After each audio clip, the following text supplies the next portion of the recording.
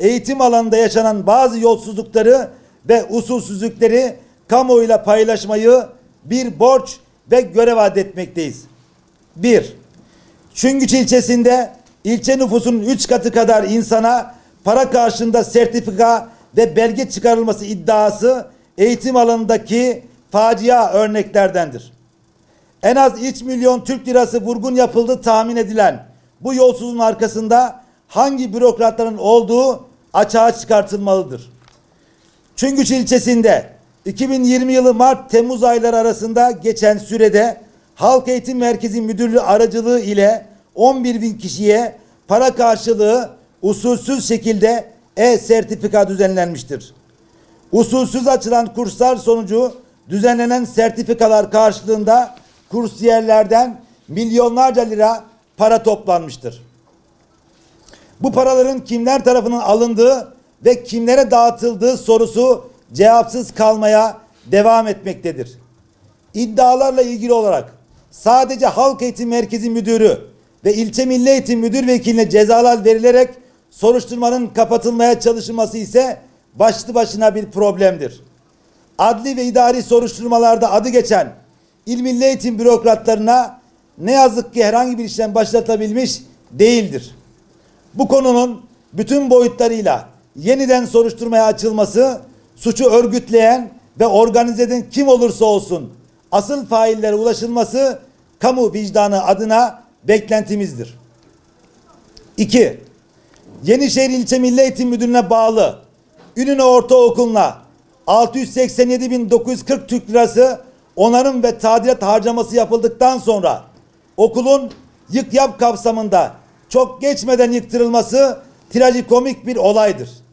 Yıkılacağı belli olan bir okula neden 687.940 Türk lirası para harcanmıştır? Oluşan kamu zararının şahıslara rücu edilmesiyle ilgili herhangi bir işlem başlatılmış mıdır? İşin ilginç yanı aynı tarihler içerisinde yıkılacak olan okula 89.444 Türk lirası doğrudan temin yoluyla ikinci bir onarım çıkarılmıştır. Çocuklarımızın geleceği için ayrılan ödenekler birilerine peşkeş mi çekilmiştir? Bu harcamalarda sorumlu olanlar kimlerdir?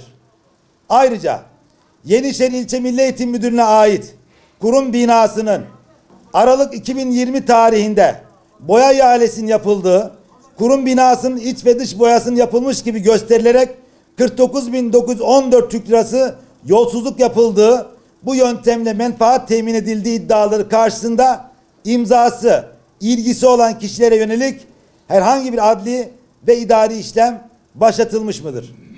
3. İlimizde Dicle ilçesinde eğitim öğretimin ilk 2 haftasında Terkan bölgesinde taşıma yapılmazken İlçe Milli Eğitim Müdürlüğü tarafından taşıma yapılmış gibi puantaj düzenlenmiştir. Yine ilçede ihtiyaç olmadığı halde normüstü şube müdürü olarak görevlendirilen bir okul müdürü üzerinden yapılan adrese teslim taşıma ve yemek ihaleleri özellikle incelenmelidir.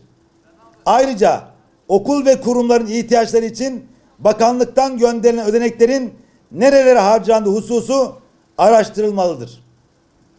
4. Rehabilitasyon merkezleri ilimizin kanayan yarası olmuştur.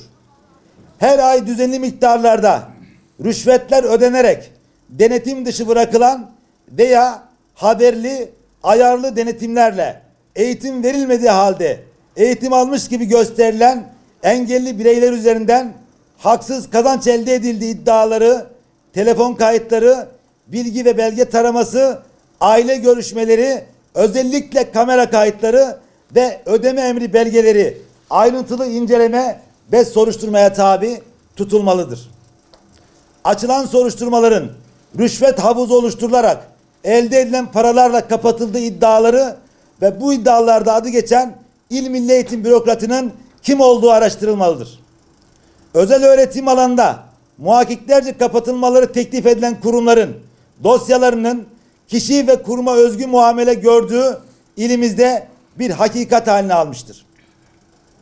MTSK ve SRC kurs sahipleriyle özel görüşmeler yapan İl Milli Eğitim bürokratının bu durumu ne ile izah edilebilir? Kendi şahsi taleplerini reddeden kurumları denetleme ve soruşturmayla terbiye etmeye çalışmak nasıl açıklanabilir? 5. Sayın Valimizin riyasetinde engelli bireylere ve toplumun dezavantajlı kesimlerine yönelik çok kapsamlı ve faydalı çalışmalar yürütülürken Bağlar RAM Müdürlüğü'nde ayyuka çıkan yolsuzluk ve usulsüzlükler akıl alır gibi değil. Sağlık Kurulu raporlarında bedensel ve zihinsel engeli olmayan kişilere Özel Eğitim Değerlendirme Kurulu tarafından zihinsel ve bedensel destek eğitim raporları düzenlenerek çok miktarda yolsuzluk yapılmıştır. Özel eğitime ihtiyacı olan kimi bireylerin destek eğitim raporları kesilerek ilçe özel eğitim hizmetleri kuruluna itiraz ettirilip rüşvet karşılığı bu raporların olumluya çevrildiği iddiaları bulunmaktadır. Kurumda yetkisi bulunmayan bazı şahısların müdür adına önemli evrakları imza attığı bu işlemler eliyle düzenlenen sahte raporlardan devletin zarara uğratıldığı iddiası soruşturulmalıdır. Kasım ve Aralık 2021 tarihlerindeki ödeme esas RAM raporları özellikle incelenmelidir. 6.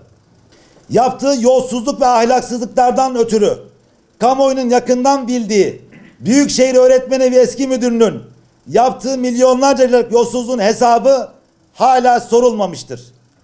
Bu şahsın görev yaptığı süre içerisinde doğrudan teminler ve diğer ihaleler yoluyla çok sayıda malzeme alımı, kurum tadilatı, kafe yapım inşaatı, kuruma ait restoran ve kafe işletiminin kira verilmesi, kahvaltı alımı gibi çok sayıda usulsüz iş ve işlem gerçekleştirildi.